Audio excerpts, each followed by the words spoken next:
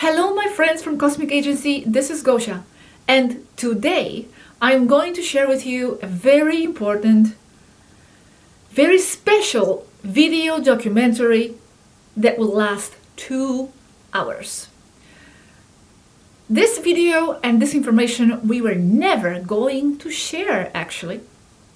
And this is going to be interesting especially for those who know what this is about and who Esther and Marina are, which by the way, that's how we are going to call them. If you do not know what this is about, which I know probably most of you do not because there are a lot of new people coming in, you can either skip this video or actually you can watch it because I made it quite interesting, I think, especially in the second part where it's not going to be so personal anymore, and educational, where you'll be able to actually see how the Cabal infiltrations work. Because that's what this is about. This is about Esther and Marina, who used to be contactees and who used to talk to our team. And just recently, they started to expose a lot of things against the Taygetans and Swaruunians. And that wouldn't even be a problem. We are used to this. A lot of people attack us, and even ex-contactees have the rights to have their opinion. However, certain lines have been crossed. And for you who know how this is developing in the Spanish world, because this is mainly in the Spanish world, then you will understand what I'm talking about. And if you do not know what I'm talking about, let me just tell you that the lines have been crossed and a lot of personal and confidential information has been shared by Marina and Esther, and a lot of information then violates totally privacy of our team, which for me is totally unacceptable. We have been sitting quietly, almost without saying anything really, exactly because we wanted to respect Esther's privacy without revealing her personal story. And now we are not going to do that anymore. We are not going to be silent anymore about this subject, since the girls have completely broken the trust of our Taygetan teams and have exposed all sorts of confidential information, which it can be even quite dangerous to them. They even denounced us to the police, as they are announcing on their channel, which is of course laughable, and that kind of thing I do not care about. But when the integrity of our work and of our team from the crew is violated in such an aggressive way, we cannot do anything anymore, we cannot be quiet anymore, but we need to step in, especially since we have the information and the explanation of this aggressive behavior towards the Taygetans. We are doing this out of respect for ourselves, out of respect for our work, and especially out of respect and to protect our Taygetan and Swaruunian team. We are doing this for them. The video is long, it's 2 hours, it's very complete, it explains the whole story and pretty much almost everything we know on the subject. It has a lot of conversations that I inserted from the past year. I had to go through all these files of conversations that were buried in many places, and it took me a lot of time to uncover all these conversations. The events presented in this video happened last year. The first part of the video is quite personal, and actually it goes into Esther's story, something I really wanted to avoid talking about, as this is not my story to tell. But since the girls have gone to such wild lengths to endanger the Taygetans and expose them in such a low, Kabbalistic and regressive way, there's no way we can avoid talking about this part, because it will just not be understood. The whole context of the story will not be understood. So the first part is more personal, and then we are going more into space in the second part. And you will see the example here of how some of the Cabal's operations are, how some of these Cabal's infiltrations work. And you'll actually see how the Cabal actually is even trying to go out there and dominate other civilizations, other extraterrestrial civilizations. We will talk about photos as well, something that is almost, I think, at the center of a lot of these accusations. And I am actually hoping with this video to clear some of Billy's Mayer accusations, because this happened before. There's always discreditation methods happening around photos, especially. So with this video, I'm hoping that I'm also clearing some of Billy Mayer's name here in this regard, at least. I will also explain what the drones were at the meeting that the Esther and Marina organized last year. That's right. They organized a meeting in July last year in Barcelona with the fans, and well, the drones appeared. Many people took photos of them, and well, a lot of people assumed this was Taygetans confirming their presence. So I will actually explain what those drones were, and it will fit perfectly in the story. And then we also talk about the images in general and the photos from the metaphysical point of view. Because, as I said in the beginning, I wanted to make this also quite educational and interesting for you, something that you can learn from. So I think that's that. Enjoy very much the video, pay attention, as this is not just about Esther's story. As you'll keep listening, you will see actually the larger context of Cabal's operations in general. Very, very, very, very interesting. Enjoy the video, stay tuned, and perhaps I'm going to make a live after this video just to talk about some little points here and there for further clarification. Thank you very much, everybody. Enjoy it.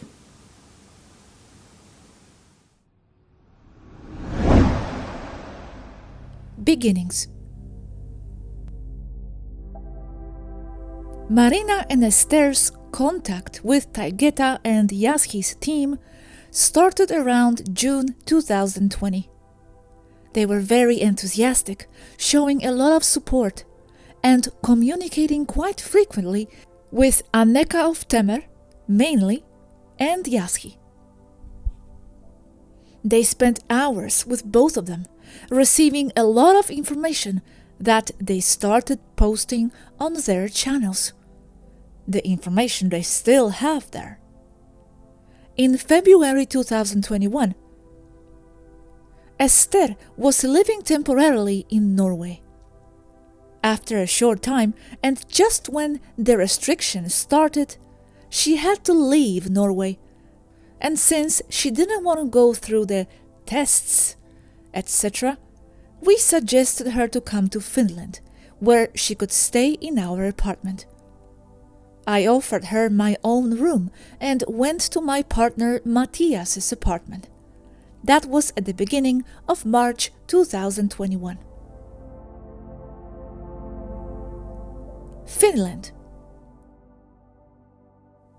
Esther arrived in Finland driving from Norway in the middle of winter in harsh weather, and accompanied all along her route by the Taygetan team, who were ready to assist her with any problem.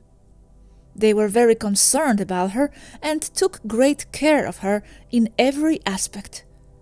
In one of her videos, Esther mentions seeing lights above her car on the road. Upon arriving in Finland, we started sharing with each other our experiences with the team, and when we got into the subject of stellar identities, I shared with her what I knew about my own link to Taygeta, and the fact that I am in the immersion. At this point, Esther still didn't know anything about herself, or not much, but I encouraged her to insist to receive more.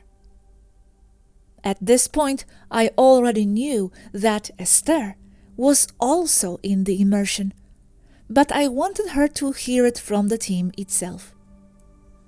I knew no more about her at that point, although I could already see the strange affection the Taygetans and the Yaschi had for her. Esther took my advice and insisted that Yaschi tell her more about herself. She said she was ready to know, and so it happened. Yaschi revealed everything she knew about Esther at the time.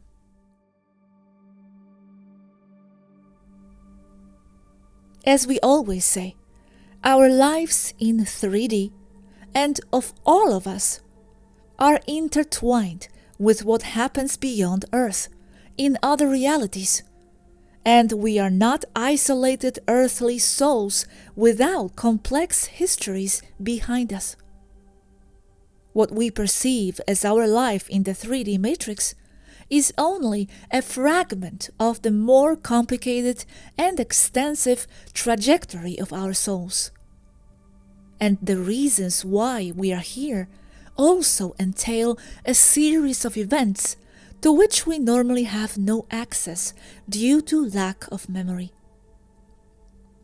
Because of that, and because of that complexity, sometimes it is better not to remember our links with the extraterrestrial worlds, because the realities do not fit.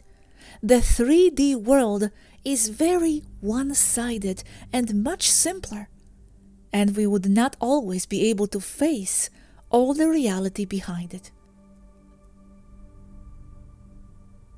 Esther's case turned out to be quite complicated. Mine also has its complexity. Robert has not been given much or nothing, but Esther's story was complex, and we were helping her, Robert and I, to make it easier for her to assimilate it. Yaschi revealed that Esther, with the Taygetan name Stella of Erra, had entered the Earth matrix from the Taygeta immersion, after arriving there from the future line as a daughter of Alanim of Temer from another line. To sum it up, supposedly her mission was to return in time and approach Alanim to warn her of the future disaster where Alanim and other Taygetans die.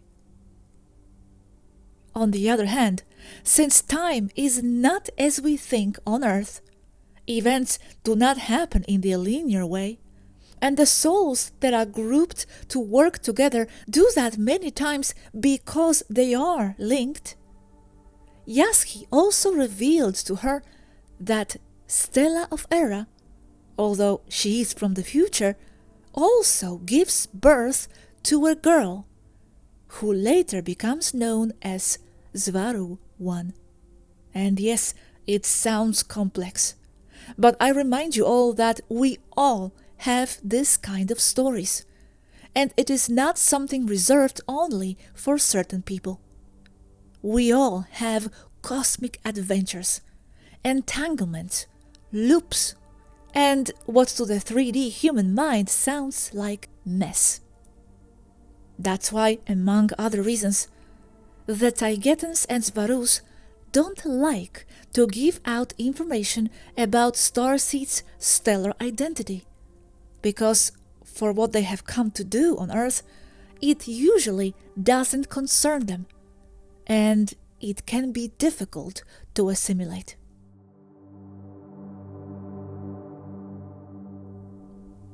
Alahi. Returning to Esther, it is at this time that she was introduced to a Taygetan scientist, Alahi, with whom she began to talk, and with whom she began to have a love relationship, obviously long distance. The two fell in love, with Alahi apparently remembering having been with Esther in his past life.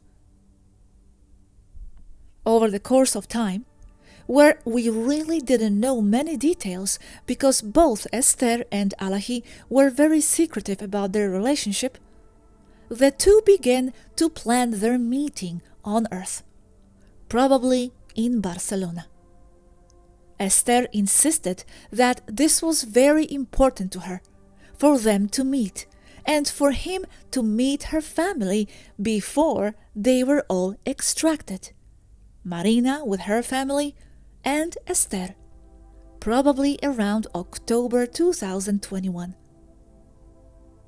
All this happened between March and April 2021, in the short time that Esther was in Finland. Esther informed us that at the beginning of June she will leave Finland and drive back to Barcelona. During this time, she continued to deepen her relationship with Allahi, with him preparing everything he needed for his stay on earth, although he had never been here before and it was highly dangerous for him. At the beginning of May 2021, and forgive me if I have the exact dates wrong, the Taygetans lost communication with Earth and decided to temporarily return to Taygeta to regain strength. It is then that Athena Svaru contacted me and then Robert for the first time, staying close to Earth together with Yaski, having their own means of communication. And she revealed to me a tragic event that happened on the ship a little earlier. Allahi died from the heart attack he suffered, the reason being that he could not be connected with Esther. That's what the Taygetans thought at the beginning. The real reason for his death will be understood later. Athena and her attempts to help. Now, we have to remember that Svarus, not only but especially Svarus, are experts in temporal manipulation. With that saying that instead of immediately informing Esther of Allahi's death, Athena offered to look for alternatives to avoid the pain that Esther had to go through. She wanted to do everything possible by examining the situation and possible temporary solutions to prevent Allahi's death from happening, joining timelines, or even considered simply bringing in another Allahi from the time before his death. For this reason, we decided not to say anything to Esther yet, until Athena knows for sure if there is a solution. Athena and I spent several weeks debating possibilities, and shortly after with Robert, assisting Athena, giving her our support, while she traveled the timelines, contemplating all the ethical points, and doing everything possible to find a good ending. Even talking to Allahi himself from another timeline to possibly come to ours, which in the end proved impossible, as it would make the situation with his Esther there difficult. With the help of Yaski, and after many attempts, both Yaski and Athena have found that in all the timelines they saw, Allahi dies, more or less at the same age, for different reasons. It was decided that even bringing him here from the past would not be permanent, and that he would probably die anyway. We all decided then that it was time to tell Esther everything. She could no longer be protected. When we finally decided to tell her, it was very close to her return by car to Spain. So we decided to postpone it until she arrived in Spain, as we did not want to put her at risk driving all over Europe after she had learned of Allahi's death. She would not have been stable and could have lost control of the car, so we waited for her arrival in Barcelona. A few days after her arrival, I informed Marina first, and we asked her in group with Athena to wait a few more days so that Esther could enjoy time with her family a little bit. Marina did not respect this though, and the next day she informed Esther of everything. As we expected to a certain point, Esther was very angry that she was not told before. She was offered to talk to Athena, as she was the only one who could explain the details. Esther demanded to speak to Athena alone, since, according to her, this was nobody's business. Athena agreed to do so. We were not in the conversation, but from what Athena told us, and then reading the conversation, we saw that Esther did not have much respect for Athena for all that she tried to do. And you can see the whole conversation without any editing in the link in the description below the video, in Spanish.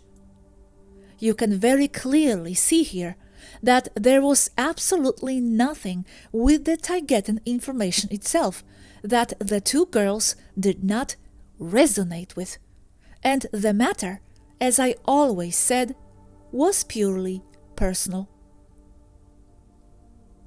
A day after their conversation, although we all had a server with Athena in common to chat from that day forward, both Esther and Marina left the group.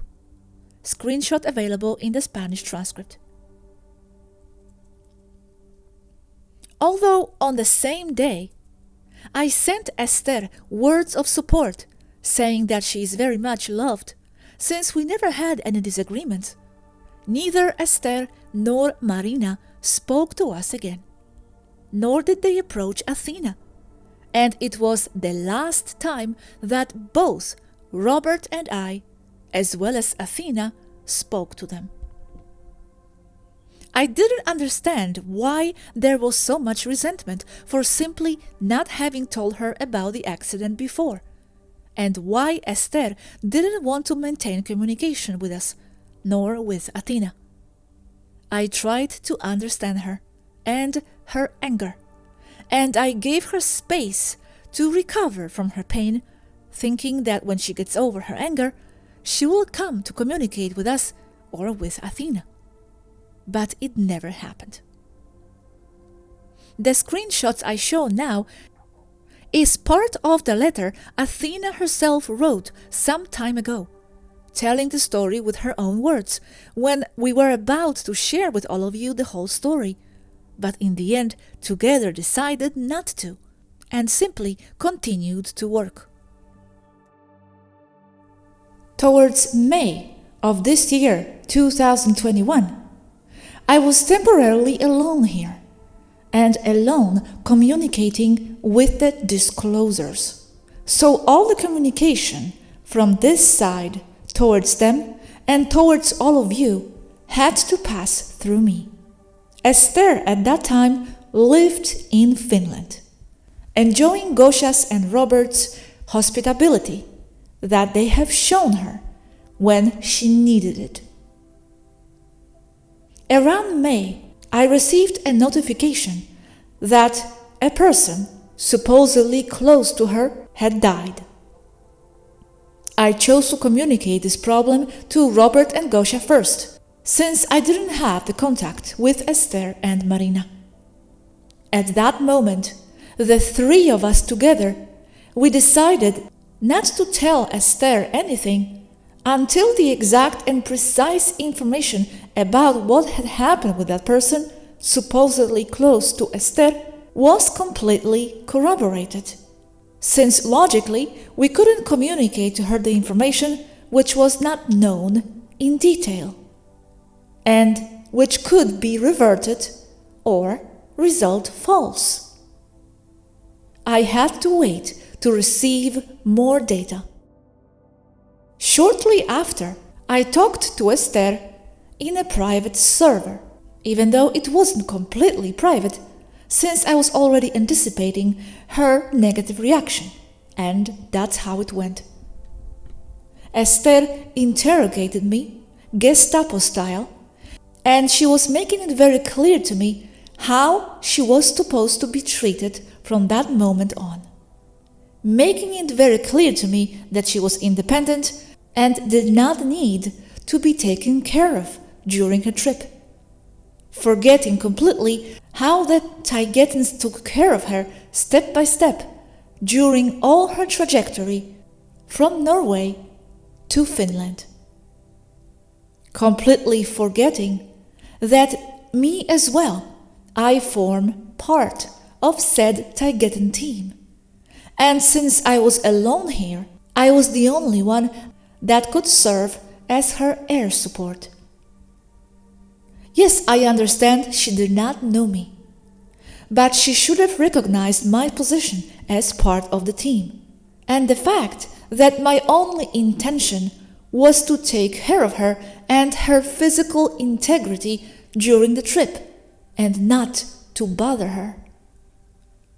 And Esther forgot completely something that was already very obvious to her and to all of you, that I have Yaski behind me.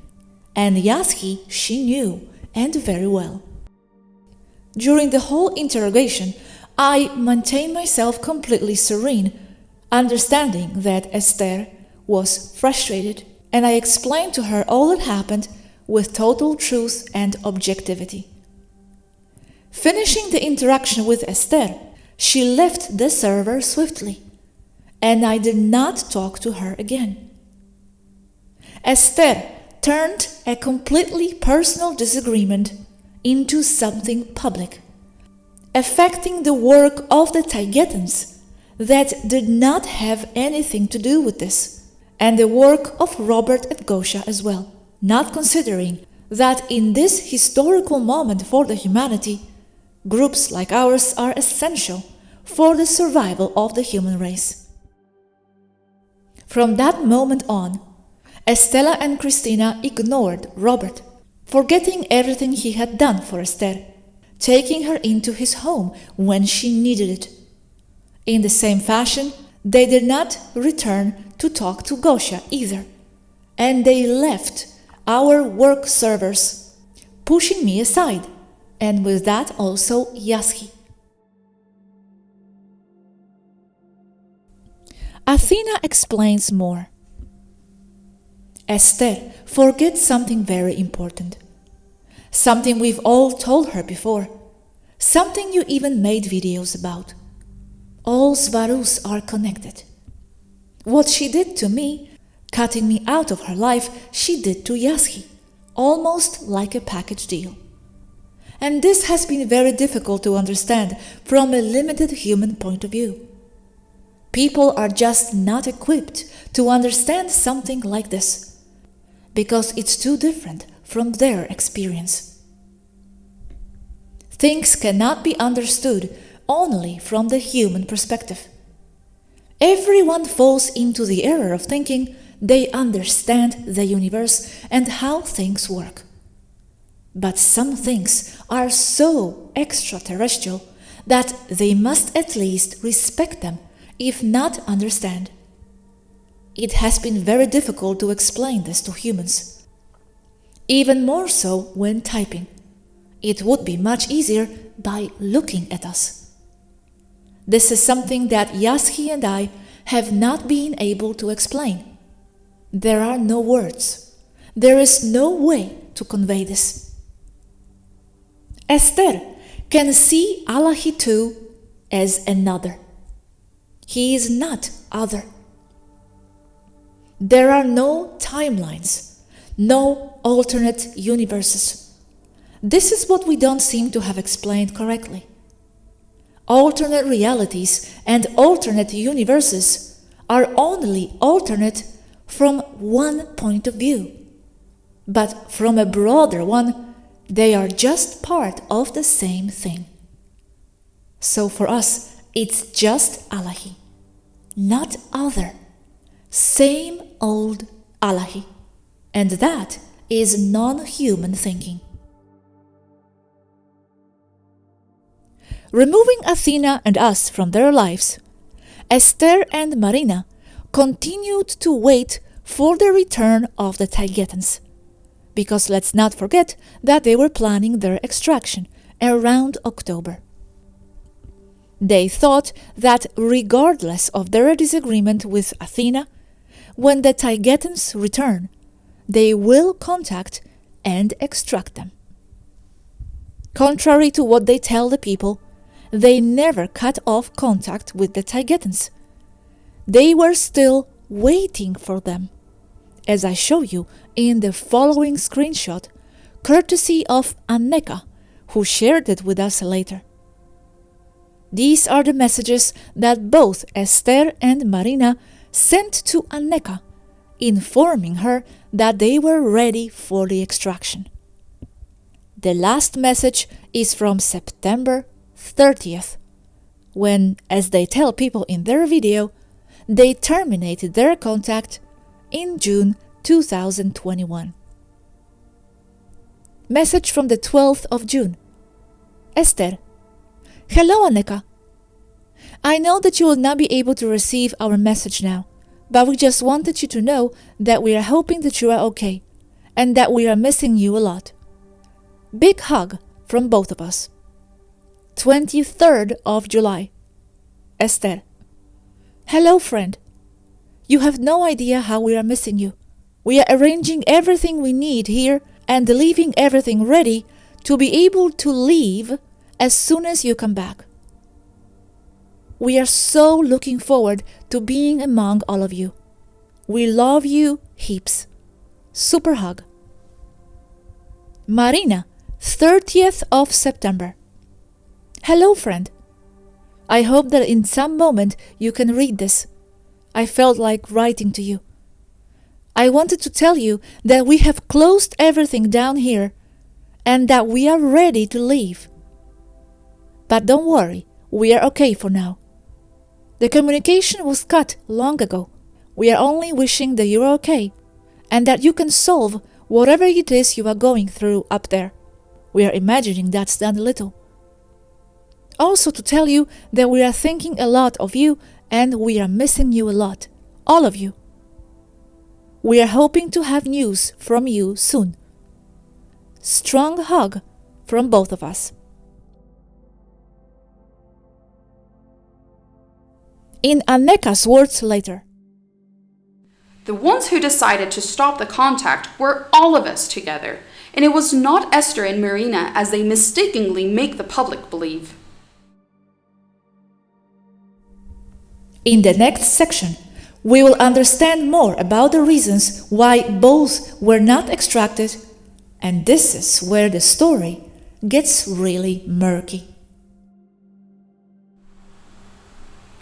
Extracting people is a delicate and personal matter. Having disagreements of this magnitude does break the extraction deal. That's why you have to expose a lot of material as to why of everything, even the personal stuff. Because they turned a personal matter public. They're strange. Something is not right there with those two. There's something wrong in the air with them. I also don't like Marina's tendency of not saying anything. Even when I was giving them topics, she rarely said anything. She was just there, greeted, and said goodbye. Very strange. They asked for it. Let the people see why they were denied contact.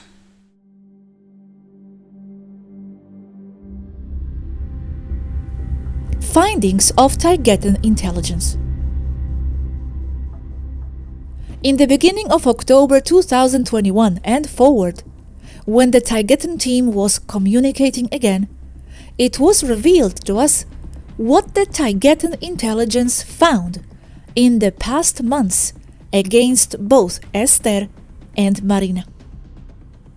There were moments where we even had the authorization from Alanim herself to share all the information, something that, together with them, we were postponing in order not to extend the drama for the followers and for the ethics towards Esther, because it involved her personal matters.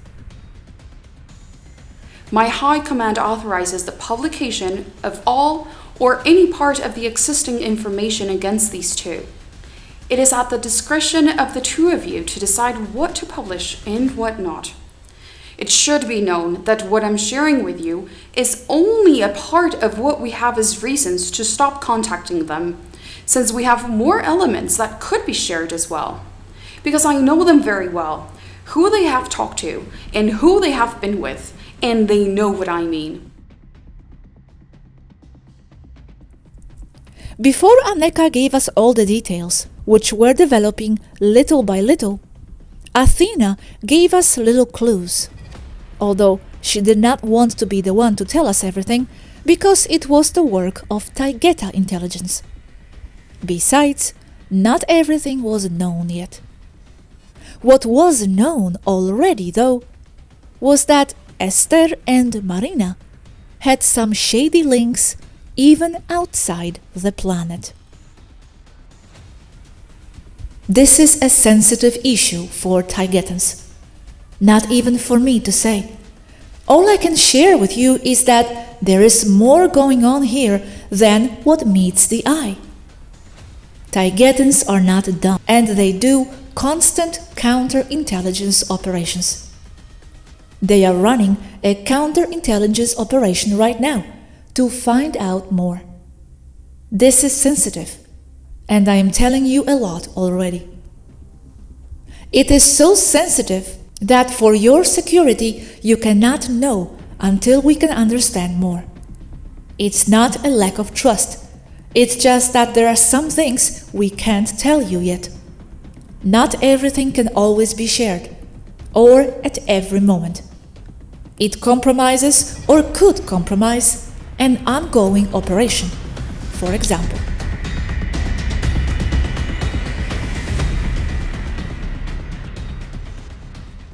Esther. Let's go little by little. First, let's talk about Esther. As it was already explained, Esther had a romance with Alahi, a ship scientist, and shortly after Alahi died. It was thought at the beginning that it was because of the communication cut that they suffered on the ship, for not being able to reach Esther. Why he really died, it will be revealed now.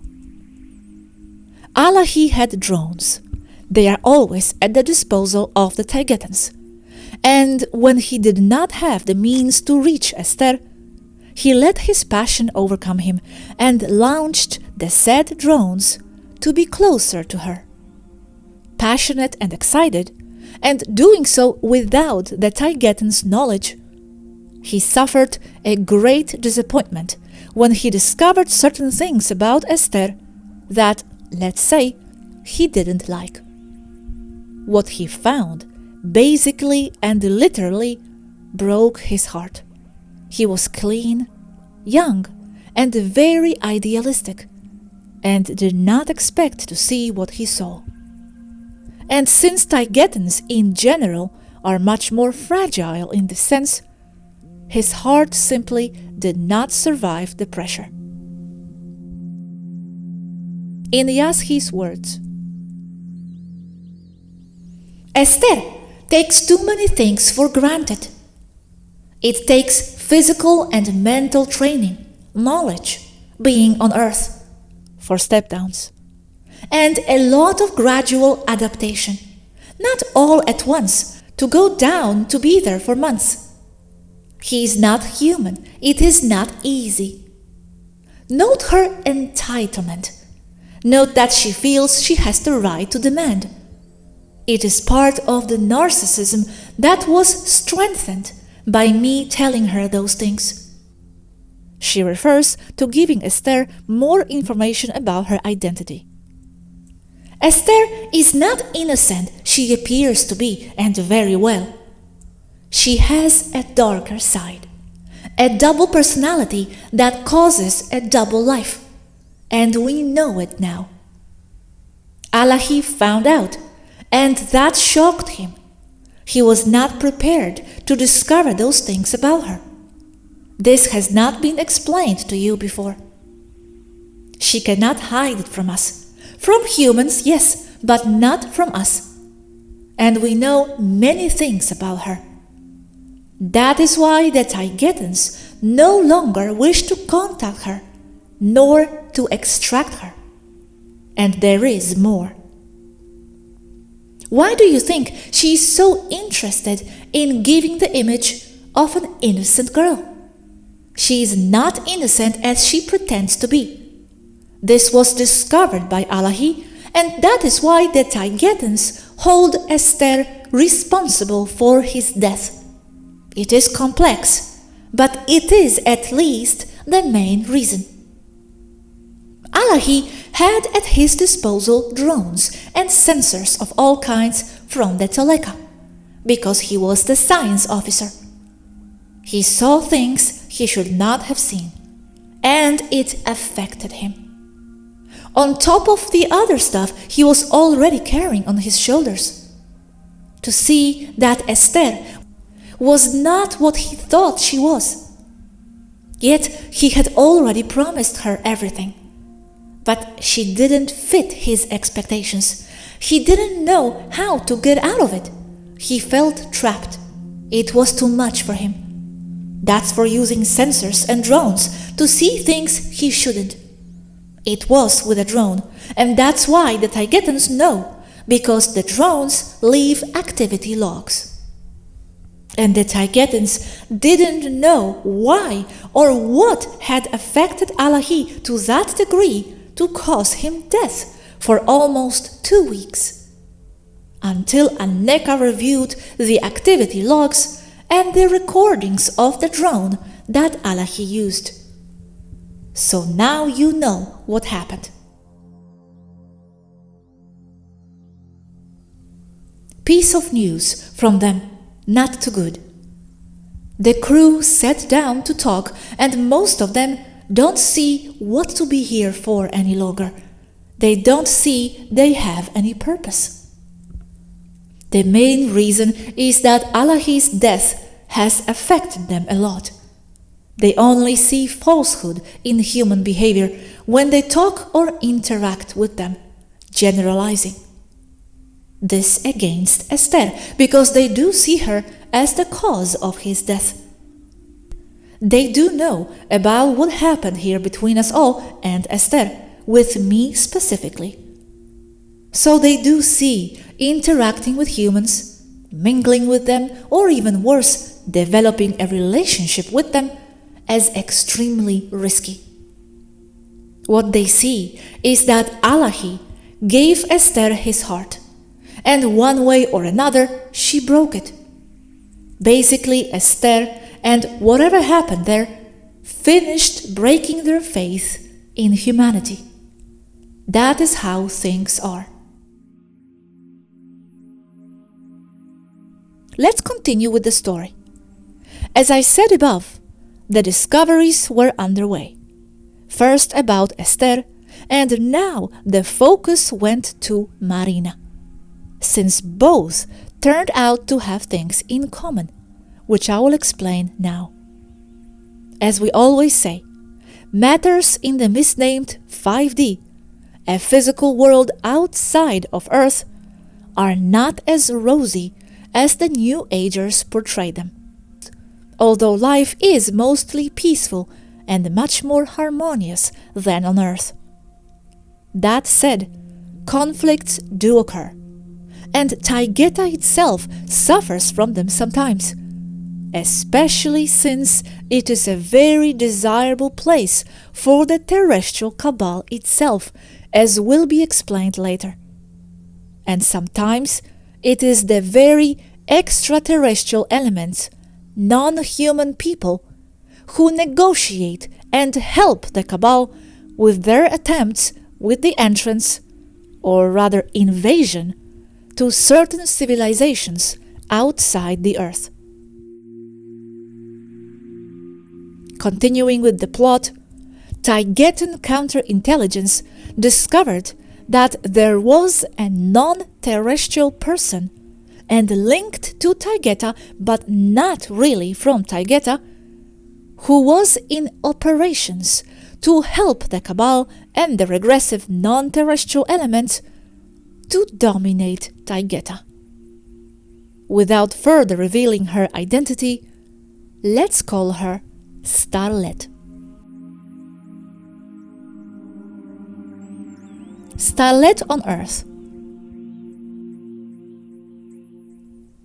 To understand more about how Esther and Marina's infiltration into our contact ties in and why, I will first share with you a conversation we had with Aneka about Starlet. I have edited out many names and details for our own safety, following Aneka's advice not to get too involved in this matter publicly. We found evidence that Starlet was down on Earth passing for a human and working on her agendas from below. While it's pretty illogical that someone with Starlet's power would bother to be there, it turns out that as soon as Starlet got in there, circa or between 2010 and 2014, the place she was at was filling up with high-level drug dealers, displacing the sons of businessmen who dominated there. It also turns out that the site where she was run by Jesuits. And from there, she managed human trafficking and smuggling networks as well as narcotics. With a large network of methamphetamine production in clandestine laboratories that gave them strong dividends with which to finance their operations on Earth. And why did she do that? It has to do with their world domination network, with how they hide. From there, to get the necessary support to invade Taygeta, as their plan has already proven to be. And the Jesuits were always there, yet we don't know what else she was doing there. I don't understand. She already has everything and gets involved with drug traffickers? She financed and controlled them. She didn't just get involved with drug dealers, she managed them. But what does she get in return? Money and power. But why does she want money if she already has it all outside? She needs money because she still has to operate at the surface level or around that date, then no more. The prepaid cards were no longer working for her, later for no one. Still, we don't know what else she was up to with that. Remember, this is circa 2010-2014. She was also moving human trafficking networks. I know this topic is tiring. However, there are things that should not be ignored. For example, what I'm telling you. This is beyond your league. It is not your place to mess with people of that caliber. Infiltration. Now, what does Esther and Marina have to do with all this? As Aneka informs us, after the arduous work of intelligence, because it is not always possible to obtain the data of who a human person is immediately, it has been possible to find Marina's identity, or at least a remote influence. Marina Star Identity, Starlet. Status: in unauthorized and unregistered immersion from her ship for 32 months. It's getting a bit complicated, isn't it? Well, now you'll understand more. Patience.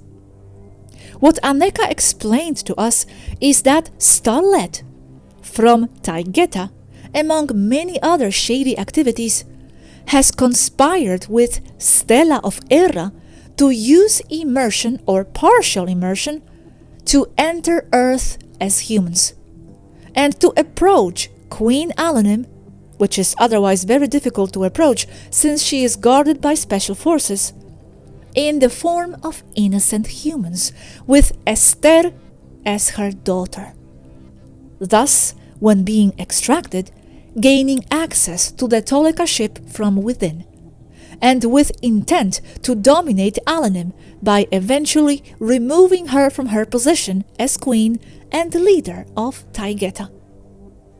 In other words, what Stella of Erra is an impostor, conspiring with Starlet, who, on the other hand, through partial or complete immersion, managed Marina as her extension, avatar.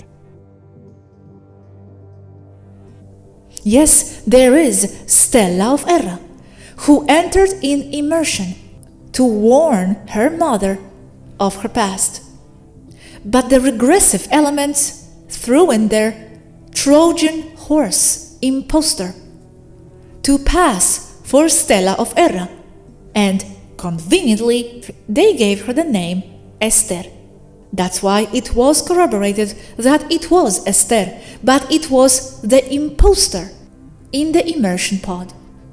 But that imposter was not Alanim's daughter. The imposter part almost worked. She came to Earth to destroy this project. Not only, she also came to destroy Alanim and to take away her throne, with that invading Taygeta for the regressive cabal, as they always have wanted.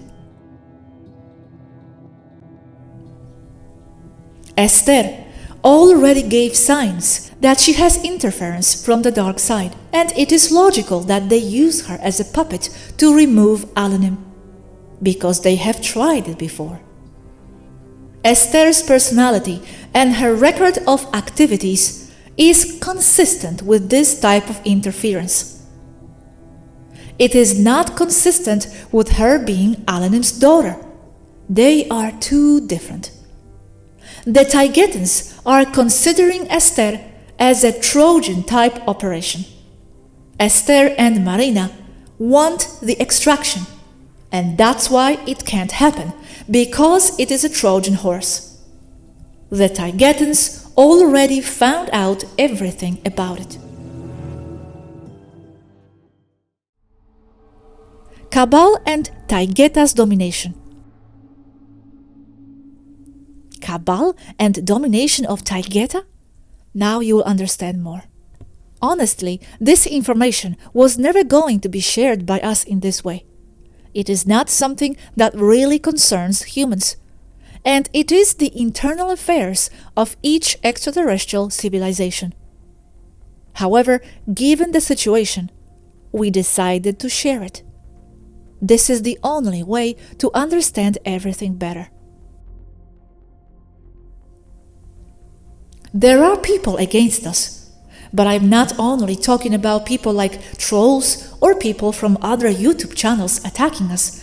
I am referring to the networks of people on Earth working against Taygeta, and also non-human networks that were planning to invade Taygeta in one way or another. For example, the Trojan horse operation involving Esther and Marina as Starlet's puppets. Humans working for Cabal, Cabal with parts of the Federation, and or with the group that does wish to invade Taygeta. Taygeta has always been coveted by the Cabal. They want to dominate it with a puppet, removing the real queen. A puppet that would remove the High Council by imposing an Earth-style monarchy. Why do they want this? Because it gives them power of all kinds, from technological to political, in order to then invade M45 in their Cabal minds, because they could never do that, because things don't work that way. They have tried to invade before. Last attempt between 1938 and 45, entering through Sindriel, the Cabal with the Nazis. From the conversation with Aneka. And why Taygeta?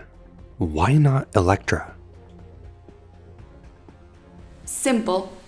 Because it turns out that since ancient Gnostic barbarian German texts, it is said that the Aryan race descends from the stars. Hence their interest in going to Aldebaran, which in itself means that it is Taygeta that they desire. And they want Taygeta because it is the cradle or origin of the Aryan race, according to Hitler and company. With this, you can see why they want so strongly to invade Taygeta. In the mind of the Nazis who still rule the world, Taygeta is their origin, it belongs to them. Also Electra. But 1. Electra is stronger militarily than Taygeta. 2. They see possibilities to enter Taygeta because its royalty has links with that of Earth. And Electra is more closed as a society, more difficult. They see Taygeta as more vulnerable. But the Federation should not let them do this. Isn't the purpose of the Federation to protect the races from invaders? Yes, that's why. That's in the minds of the Cabal. They couldn't do it, because the Federation itself would never allow them to. But they keep wanting to. It is evident that from one level or another, they still believe they can go out and invade planets with the human Pentagon mentality. But that mentality is contained on Earth. These are their dreams. Fostering treaties with people who are outside of Earth, like Starlet, who have their own interests. And developing technologies to leave Earth by ship, since the portals are impractical because they are too small for invasion. I know the Taygetans are developing the case against Starlet, but they can't just go after her because she's not acting alone, and they want to know who else is with her or who she works for. So this is a process of gathering intelligence first. They are developing a counterintelligence operation right now. And to be clear, this mess is not against you. Taygetans already investigated you. I'm sorry to say that in that crude way. The ones who didn't come out clean are Esther and Marina.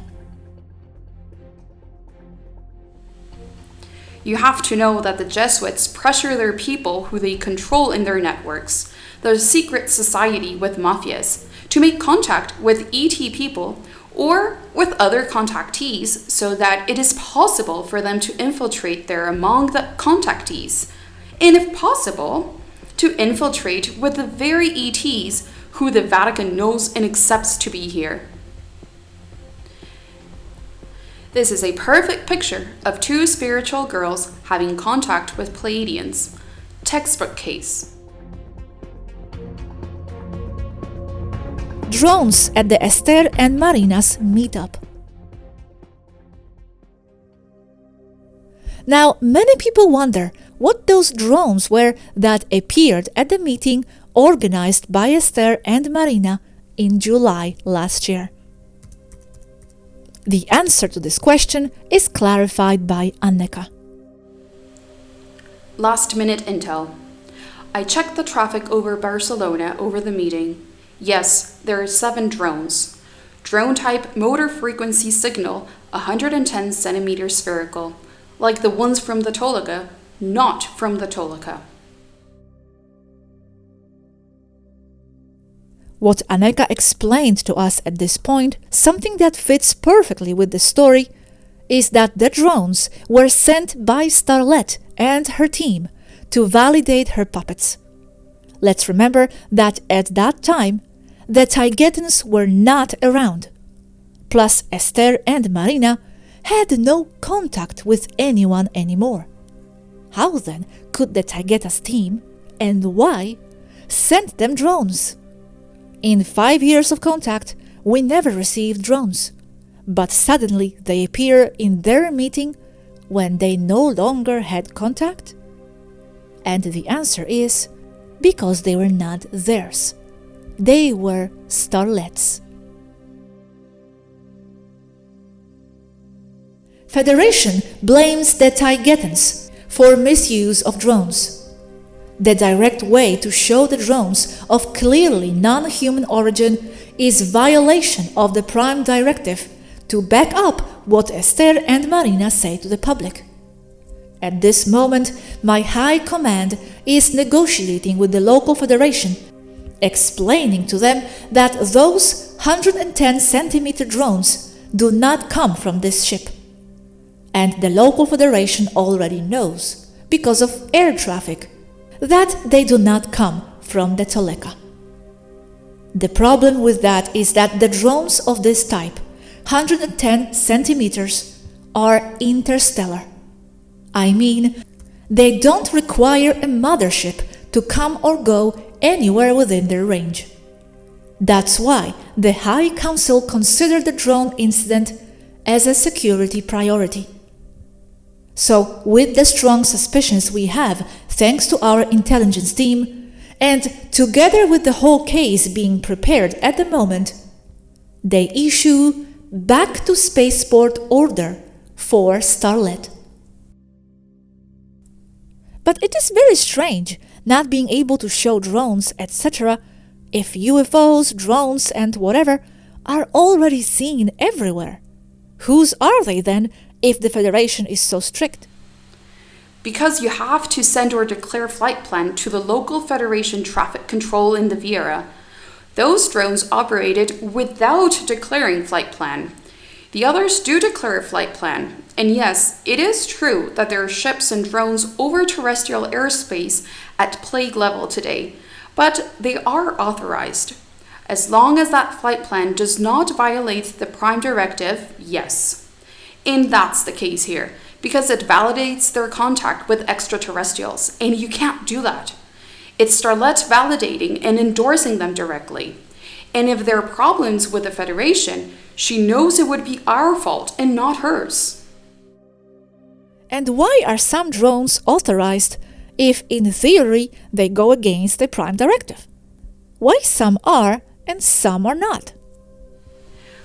Most of the drones and ships follow authorized routes that do not go against the Prime Directive and are only seen or detected by chance. That's very different from putting on an air show above a UFO meetup.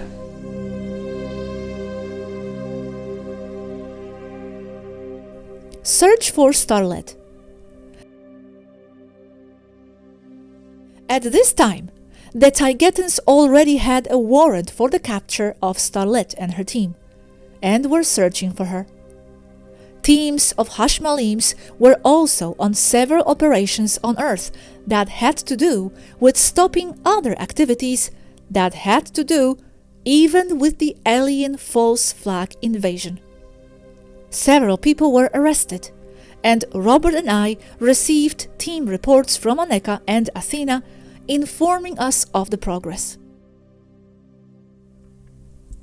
You should know that Starlet has 1 Earth week from last Sunday to respond to the High Council call, or a warrant will be issued for her arrest. Her intentions are extensive, and it is to lead the Earth Cabal to invade Taygeta. Esther and Marina were only useful to her until they were discovered. That is her plan A, B, or C, but she has many more awaiting their turn. Although in those times we were debating whether to expose Esther and Marina and explain why they really lost contact, we always ended up deciding that it was better to ignore them, rise above, and give them a chance to live on their own. Obviously, until now. Yasky and I are of the opinion that they should not be contacted anymore. They should not be attacked in any way. They should be left alone and ignored, unless they initiate some kind of attack, slander, or something against us. Otherwise, do absolutely nothing. The two of them are not the head of what is going on here. It is Starlet. There is no point in attacking their puppets, because puppets they are. The intelligence work here, and capture, should be focused on Starlet herself. They are not that important to Starlet. They are disposable, and that is what Yasky and I anticipate. They don't even need this Esther to use her as a puppet to remove Alanim. Starlet can bring in any Esthers she wants. Whether she is from this timeline or not doesn't matter at all. I love my Taygetan sisters very much, but they tend to be very naive and not think multidimensionally in specific situations as Yaschi and I can. The problem here is multidimensional because Starlet hides between the folds of densities and between the wrinkles of time so as not to be discovered. Only the two of us, Swaruunians, can keep up with her in this multi-level game. It is our job. Let us do it. We will go after the snake's head, not her puppets. She doesn't need to use these two who have already been discovered. Let Esther and Marina play contactees. They will dry up eventually. Even the drone trick. I see that as hardly repeatable because Starlet now knows that the Toleka is on alert, and by following the drone jump signal, the Toleka may find out the point in space-time where she is hiding. She will not be able to repeat it so easily without risking being discovered. Starlet has a lot of experience. As an elite sniper, she knows that she cannot and should not shoot twice from the same position. What we should do is anticipate Starlet's movement, not of these two. Let them talk to their mediator, interstellar mediator, and their Jesuits. There is nothing new there.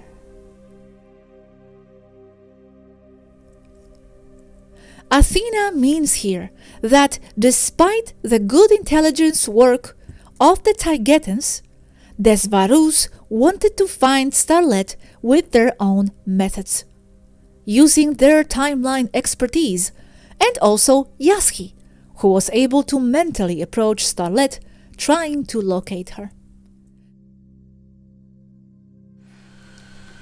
Athena Swaru and Yaschi Swaru will go to find and stop Starlet in Sandclock operation as soon as they finish formulating their plan. As long as she does not appear before the Temer High Council on her own, as she is ordered to testify and give her account of the latest events. By the time the deadline expires, which is tomorrow, Sunday at 17 hours, she will have a warrant for her arrest. While the operations were in progress, Anneka kept us informed of the changes. Latest intel. Starlet is reported not to be in sidereal orbit. Does not report her position. High Council of Taygeta from Temer orders Starlet to return immediately to spaceport because of what we have reported today. Intel. Starlet is not in sidereal. It is not known where she is, and she is not responding to the call to return to base. Just less than a week ago, Interstellar Mediator reactivated all her accounts in all her channels. Esther and Marina are still in contact with her. Last communication between the three of them today morning. They talk to each other in codes and for a few seconds. End of intel.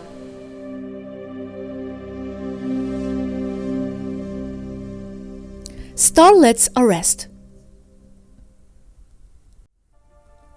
Finally, thanks to the Swaru's attempts, this is also when we first met Minerva, she was involved in finding Starlet from her timeline, thus ending up in ours. Starlet and her team have been arrested and detained. Anneka reports.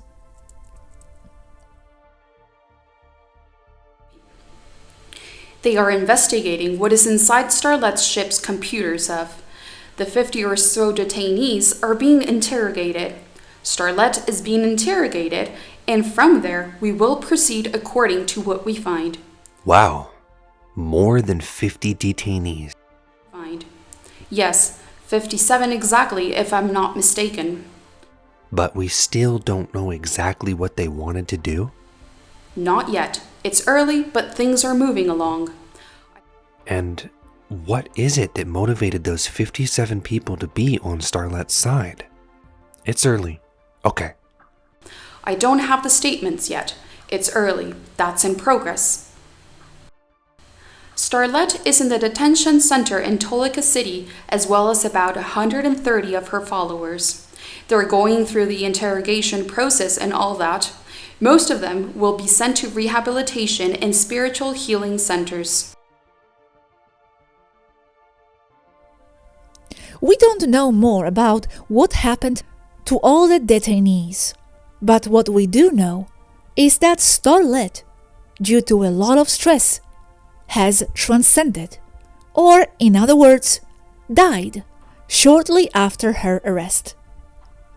Now, you may wonder, what has happened to Marina then, as she no longer had the link with Starlet? Shouldn't Marina disappear then?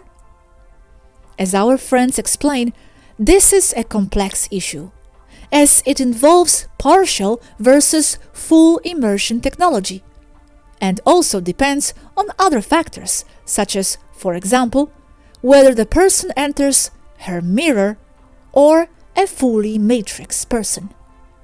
Aneka here explains. There is an imprint of Starlet left in Marina. That is, Marina is now Starlet, at least on Earth. She does not have the same capabilities, no, not even the shadow, but something evil remains in her, the turbulence that defines her.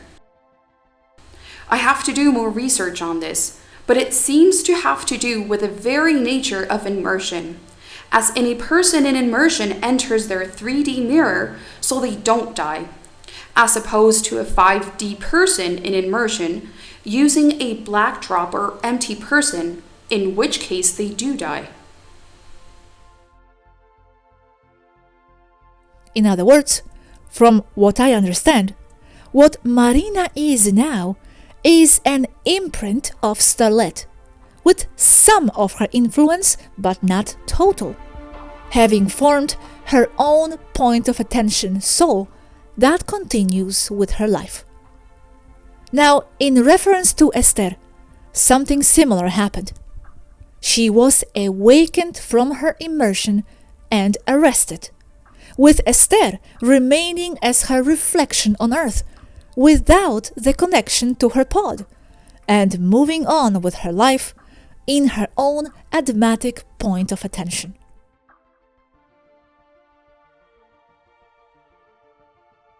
With all that happened, it could even be said that a part of the alien false flag from space was stopped, as well as the attempted invasion of Taygeta, because that's what Starlet and her Earth associates were after, some of whom were arrested by the Hashmalims.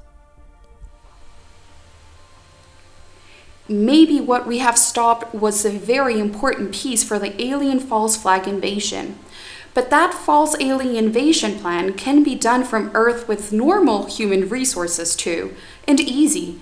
People believe anything already nowadays. We could also say that we know who was behind the fake alien invasion here, helping the Cabal, and that they could contact more people. As Robert says, he feels used by them, and he's right, but the only thing that Esther and Marina wanted is extraction. What I don't like about it is her offended attitude, not only against you two, who helped her so much, but against the Svarus. Since it is known that they work with us, they live here among us if they have not realized. They fail to connect that whatever they do to the Svarus, they do to us in Toleka, and they do to you as well. So they have a distinctly impertinent and highly self-centered attitude that even works against their own interests. Interesting, because that attitude is tantamount to precision with black-eyed children, vampires, and other regressive beings who ask you to let them into your house. As they said here, What other resentful ex-contactees did not achieve, Esther and Marina are achieving to get us out of the public eye, and that we no longer accept new contacts, much less new disclosure. That is the extent of the damage. And finishing up with the subject of extraction. It is very strange that they talk about being ready for extraction. If there are tensions, you don't jump into the void like that, without knowing whose ship you're going to. I see that they use the fact that they are ready for extraction as a possible method of exposing us as a lie, because we could not extract them. That's why in any case, it should be explained firmly why they're not extractable. It is not that we cannot extract them, but that they are not eligible. But the strong and insurmountable reason behind it all is that it is a Trojan horse against the Queen. No way we can extract them. It is the strongest danger we have encountered against the Queen in several years. You should know that my work now is only focused on the security of Taygetus' interests, and those include your interests. I am still the head of Alanim's intelligence. The truth is that we discovered a whole roll of toilet paper with a long list of problems against those two. We wouldn't extract them, ever. We wouldn't touch them with a broomstick. Esther plays the innocent. That makes her dangerous to Taygeta, because that's the phase that people would see. Because the Taygetan population is very innocent, they would only see that YouTube Esther, innocent and sensitive, not a cold, calculating, narcissistic woman. She's a danger from many angles. Extracting Esther is treason to the Queen. It's all a shame. Esther seemed to be someone with special potential. She was, until she was discovered. Now she is inconsequential. That's what it appears to be. She's just a misplaced woman playing at being a contactee, enjoying her 15 minutes of fame.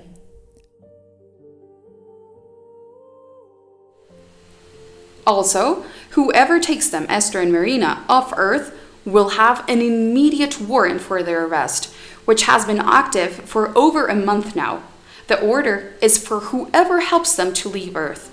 Their capture is automatic if they leave Earth.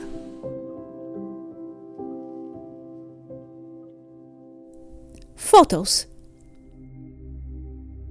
Let us now turn to the subject of the photos, since, apart from this whole story, you want to understand this as well. As we have already explained many times, and even warned 4 years ago with Swaru of Erra, they always use supposedly pornographic evidence as the way to discredit them. This has been done in Billy Mayer's time. It is the same now. And that is why the Taygetans had so many objections to pass their photos to the public. As we have already said in the previous video about the photos, there was never any deception on the part of the Taygetans, and there is no fraud. The faces they show us and other contactees are them. But the sexual context is either added by whoever wants to shut them up, inserted and manipulated, or it is done with the use of clones. Other photos are of the lookalikes, or even mirrors we have been talking about for years. So the deception is not on their part, but in false context where those images could be found. It is easy to inject or set up any scenario on the web just with the technology used on Earth. Photo montages, implants, alterations of all kinds with the view to discredit, even with dates to give them more realism, are commonly done against people who do not fit the agenda of the one doing the discrediting. This is nothing new.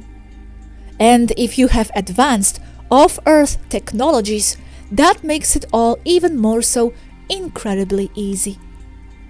Esther and Marina as well as some other former contactees, knew very well what it is all about, and that these are cabal traps. They have never exposed anything while they were still in contact. But when they lost it, they have decided to omit everything they knew about the real reasons behind the photos. And they attack, taking advantage of the limited mental capacity of their followers who easily fall for all these old debunking tricks. Why not report the deception while in contact? Here we have Angel, an ex-contactee who seems to have understood very well the problem of the photos. But when the contact was cut off, he suddenly starts to take revenge, saying that they are fake. Why not before? Angel says, 3 years ago. They said the same about Aska before, that she was an actress. They always confused the girls with the terrestrials. Let me repeat. The photos that Aneka and other girls shared with us of them are theirs. They are their faces, and sometimes more than faces. But the whole pornographic scenario is fake, and added digitally and holographically by their enemies. As easy as that. And who does not understand it has missed many of our videos. For example, about implants that the Federation does, and not only Federation, inserting people's complete identities and entire histories. The matrix is digital numerical, as Aneka explained, and even cities or entire situations can be inserted without anyone knowing that they are false. Implanting photos and videos based on real photos is kids' work. Not very creative on the part of the cabal either. A very worn-out trick, but which still seems to work on some. And there are also clones, something that Swaru of Erra warned about years ago. Another problem or factor here is that several regressive races use holograms and or clones of Nordics to pose as such, in order to carry out a control agenda and blame us. Here I will share with you an interesting conversation with Aneka, where she explains the use of clones and how many clones have been found aboard the ship that Starlet had, not the only place where they are kept and manufactured. If my picture is a problem, I'd better take it down. Why should that be a problem? You look like a nice person. Because I have the same or similar face as the pictures they use to discredit us, and that will give rise to hundreds clones they found of all of us and of other people. Oddly enough, all women, not a single man. And where did they end up? They're still there. There are 4 clones of me and of my friends who you know, among other people. All that comes out of Starlet to discredit us. Interestingly, no unclothed version of her appears on the web. Strange, isn't it? The clones are in stasis, asleep in special clear tubes on the floor. I still don't know what they will do with those clones. There are more than 100 of them. Now wait a minute. You say there are clones of you there? Yes, all of us. 4 Nekas, yes. Naishara has 8 clones. Alanim, 4 also. There's also Swaru's in clone.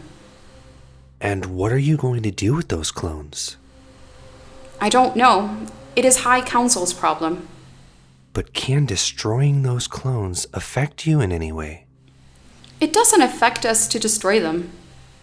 There is no energetic connection? Minimal, especially because they're asleep.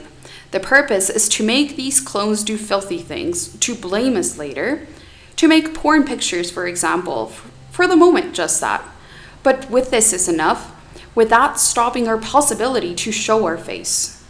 So why not eliminate these clones already? I don't know. I think they're still looking at ethical dilemmas.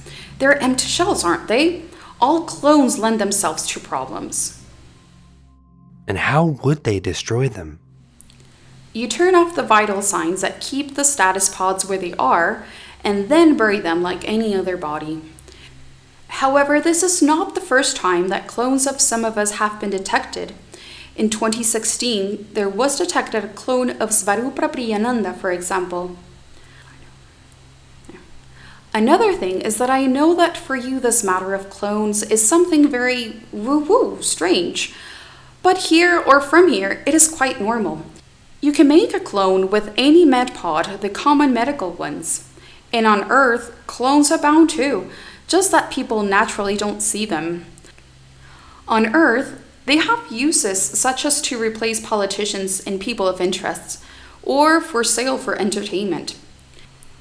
And when I mean that they're used for discrediting, I don't mean just with YouTube and Earth, but with the Federation, discrediting in front of the Taygeta people, more drastic things like that, not with a YouTube public, not that, or little, because of the porn pictures, but that is not their main goal. There is evidence now that it was Starlet who implanted some porn photos so that we would never show our faces. They knew some of our real photos, and with the AI, they embedded a normal photo with a naked clone's body and in a corresponding pose. They also exploited the fact that Swaru and the rest of us only usually shared headshots where you can't see our uniforms, because of the same restrictions on passing around images or objects from here. Such restrictions only hurt credibility, and Starlet and whoever else exploits this to the fullest. For if we were to pass at least bust photos in uniform, it would be more difficult to insert nude photos. So the issues of photos, thanks to Starlet and the Federation itself, has become a lurid one that only fuels disbelief and skepticism.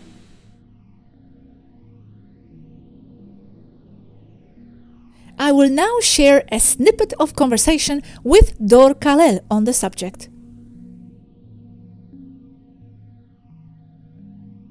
The photos that Athena passed on, as she explained herself, all have one or another level of manipulation to circumvent electronic filters. But the essence of the photos is real. It is what you see. There are also digital problems or defects in the manipulation. That is normal, and it happens with every photo. But they are still real direct photos. Layered to pass the Federation, although some pass almost directly and have only one or two layers. Layers because small details, such as the eyes, get deformed and then have to be corrected. Many of our photos already have body parts, clothes and torsos. You can pass whole photos already, but sometimes we feel it's not convenient because they would outline Athena, for example. Something they didn't do very well with Aneka, because she came out too puny and short in some photos.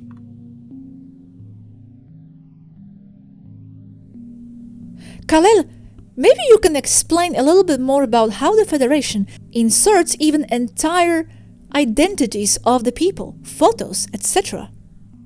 Gosha, DK has to go to lunch. He only had 3 minutes left. It's simple. With direct manipulation of content on the internet, as any hacker would do. There is no mystery in the how. They just have access to the keys to all the places on the internet. The recurring photo theme, as if that were proof, comes from Angel PA and his group. Those are the ones who write letters to Victor or to Gaia. Now, the core of what they allege is that Swaru and Aneka used porn photos to represent themselves. From the point of view of wanting to use someone as photos to validate who you are, it is absurd to use porn photos. It is shooting yourself in the foot. Fortunately, we have here Swaru from Erra, who says she went through the same thing as we are today. Swaru says that what happens is that when they started to enter the internet with the First Contact project, they used their photos freely without considering that they could be used against them. Then, when they came in contact with you, they had already distributed the photos when they realized that someone, probably from the Federation, or someone with access to human internet keys, had inserted their real photos and had mixed and matched them with porn photos, with a view to remove the girls from this project. By the time they realized what had happened, they had already distributed their photos to you and other contacts, so they could no longer retract the fact that they were them. But the damage was already done, because they were slow to learn that they were being used to make porn photos against you. Because no one here is scrutinizing porn photos. The fact that those pages appear with retroactive dates, before our time, does not mean anything. Because you can also change the dates very easily by inserting photos and description pages of the photos in web pages. This is a coordinated attack of defamation, using low tactics, exploiting that Taygetan girls are pretty, turning that against them.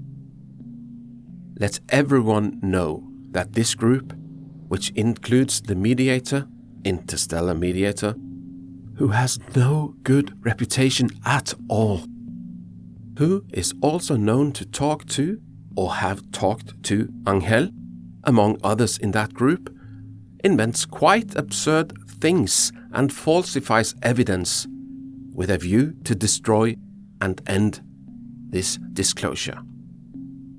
It is quite absurd to use porn photos to pass as you if you want to give a complex message with so much effort for years, only to sabotage yourself senselessly by distributing pornographic photos easily found on the net. It makes no sense. And the public should not pass off as true information anything that doesn't come out of Robert or Gosia. Here, I'm asking how the photos that were shared freely before have passed through the filters of the Federation. The filters were not as strong as they are today. Proof that someone in the Federation has it in for us. The level of censorship has increased a lot, and that goes hand in hand with the increase of censorship off Earth or on Earth.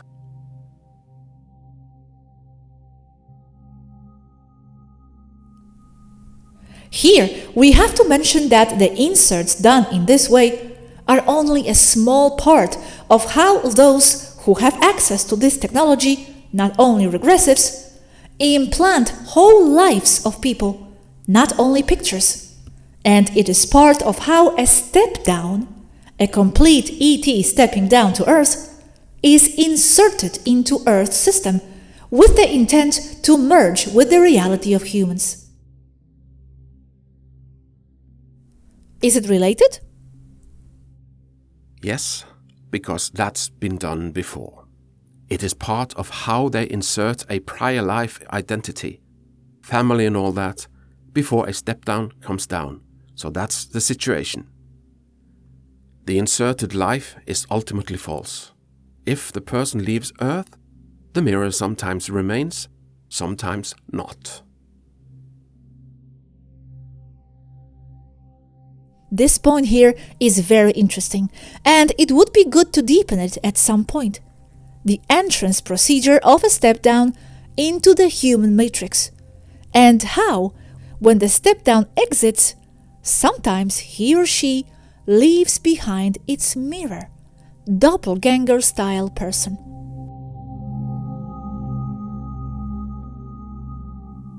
As you can see, everything is very complex and cannot be seen only with the simple human 3D one-sided mind.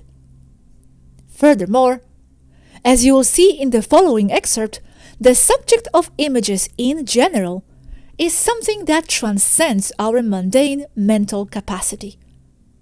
Images are much more than just images. And Athena explains it here. And then Yaski also leaves her comments. Now we are talking about images in general, and we enter the metaphysical realm.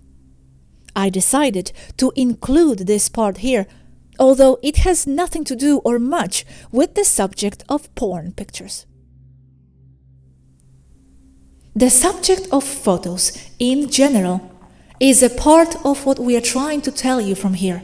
Reality is very complex, but it is still only one reality, the one from the point of view of the original source.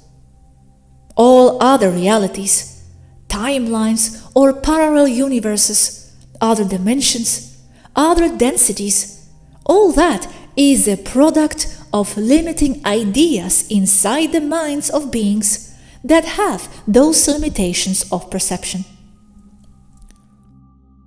Light rays are temporal lines, different events and different lives.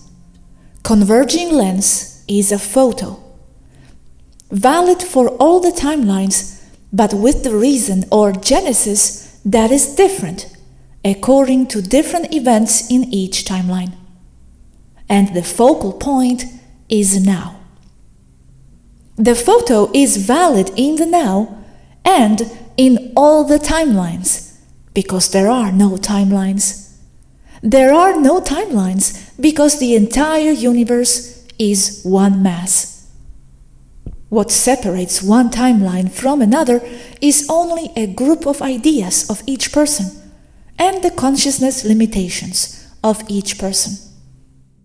Depending on how you look at the graph, there could also be infinite focal points, right? Again, that only depends on the point of view of the observer, being that for each person, that would be his focal point, yes. However, from the point of view of the Absolute, there is only one focal point, that of the original source. And we are all that focal point of the original source, from our point of view, and by right. We are all one. What separates us are only ideas to which we have attachments. That's why photos are dangerous, because you are passing from one density to another, from one line in this graphic to another. So if I send you a photo X, from my point of view, I took it here. But when you jump to the context of that photo from the point of view of another timeline, the same photo has different explanation. Because you insert something that all the timelines have in common, that photo X. And that photo X is the same in all the timelines, because that photo is a moment captured in time. That's why it is a focal point, or singularity, that is characterized by being the now, and there can only be one now. This is obvious for us here, but not to the people who watch the channels.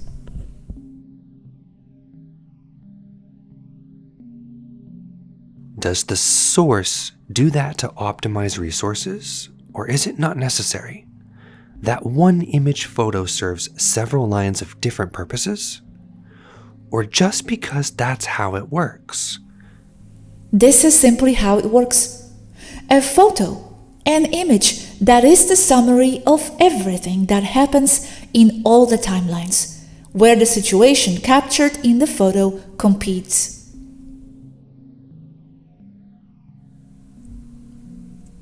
It's not that simple, because as Yaski already tried to explain, I don't know how many times, there are no timelines, being that the actions of the very person merge to form the now. I mean to say that what people call alternate timelines all converge in one point or singularity that is now. Imagine a lot of parallel lines that are the past. And when they arrive at the now, they converge just like the black hole does, which is the now. So all the timelines and all different things that the person did in all the timelines, it's all one mass that merged to form the now. What is now the person consciousness? You, me, or whoever. So what is a photo? It is a moment that is captured in time. It is singularity. That means that among all different parallel lines, the same photo can have different origin.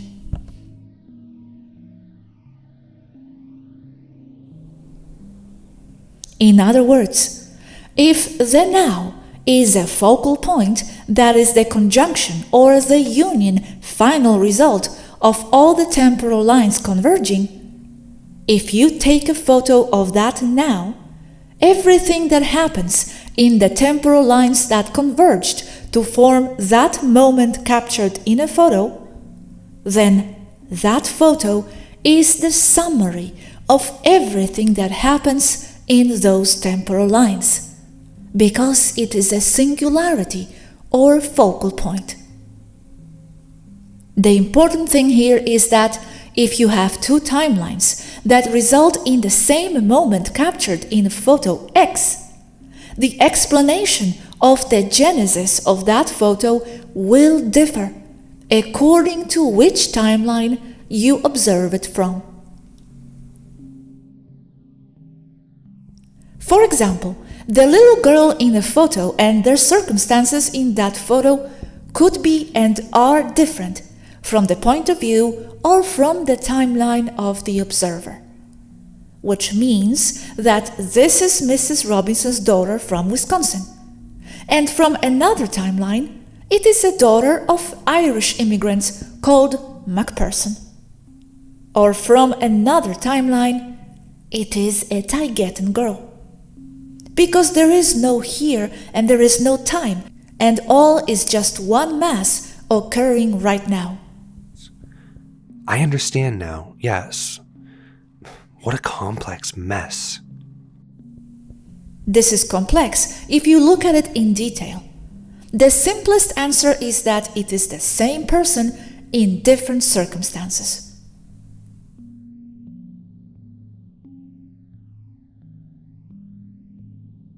Wow.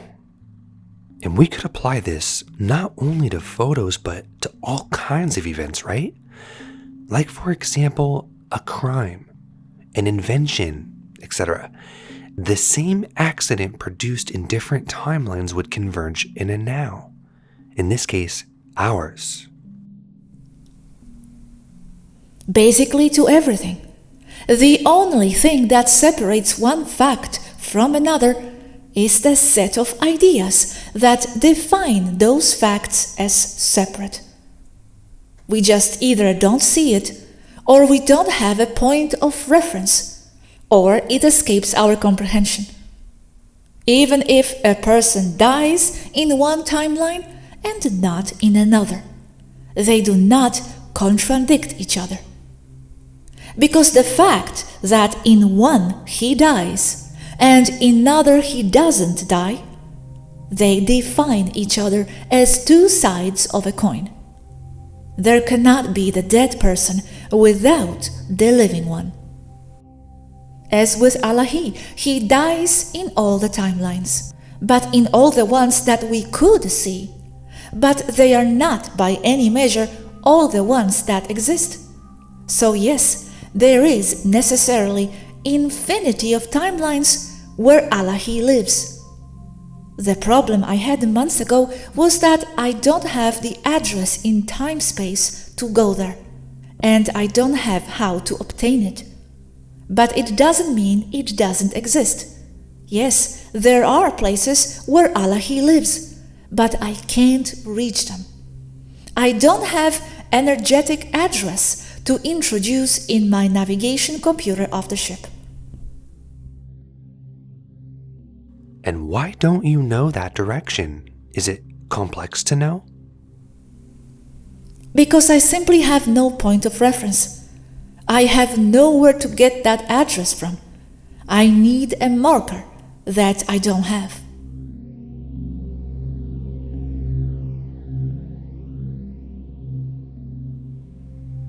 Returning to the subject of porn pictures, and considering that there are thousands of timelines, although there are none, and the images are a mixture of all of them, Robert asks, Then Gosha's porn photos could be found, right? Yes, of all of us, and in all imaginable circumstances. Okay, interesting, yes, and logical. But in the case of Anneka and Swaruunyan, it's all much simpler. An implant with the view to discredit us. But how can we get to know which images are manipulated and which ones are not? Here, it is easy for us from here, as it is for you to analyze an image manipulated with Photoshop, because it leaves traces. But since the technology from here is a lot more advanced than that of Earth, they will not be able to see the manipulation because it is too perfect and exceeds the current Earth computational level. It will look like a genuine photo, but it is not. For that, you need a Taygetan image manipulation computer program in order to know if the image is or not manipulated. Like in the 90s, no one could see that the digital photo was or not manipulated if you alter it with the Photoshop 2021. Simple. The photos are taken and altered with the very advanced Photoshop, but it still is Photoshop. But good luck explaining all this to the people. They will take that as a sophisticated excuse to get out of the porn photos issue.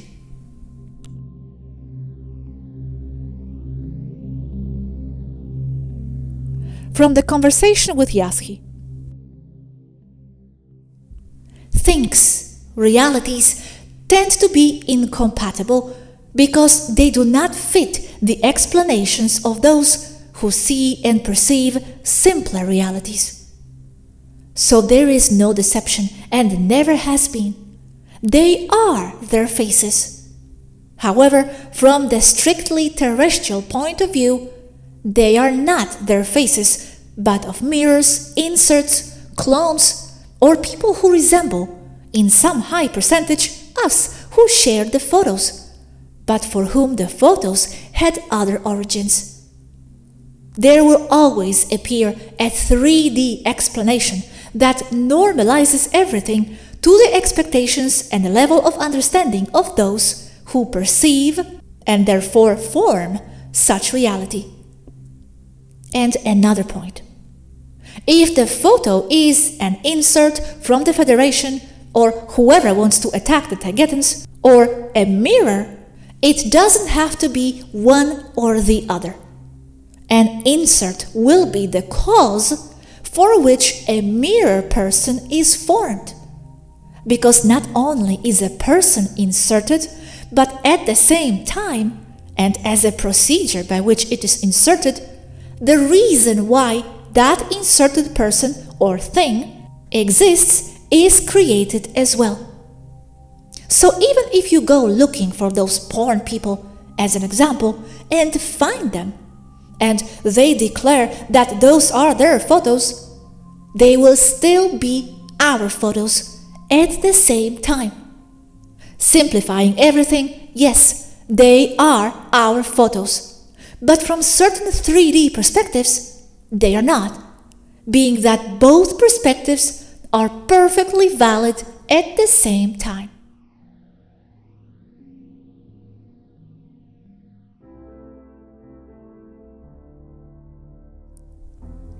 And so was and is the story, and what lies behind Esther and Marina.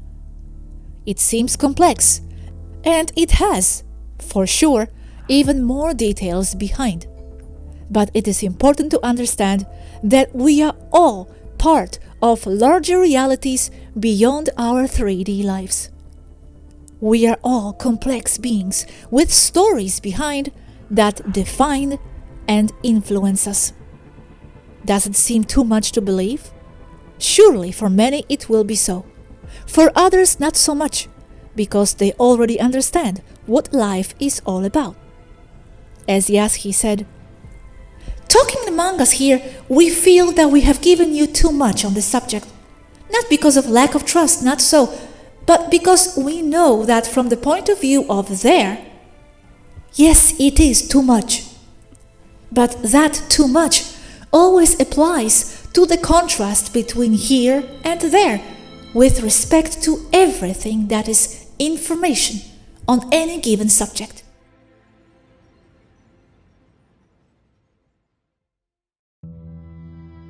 Final comments.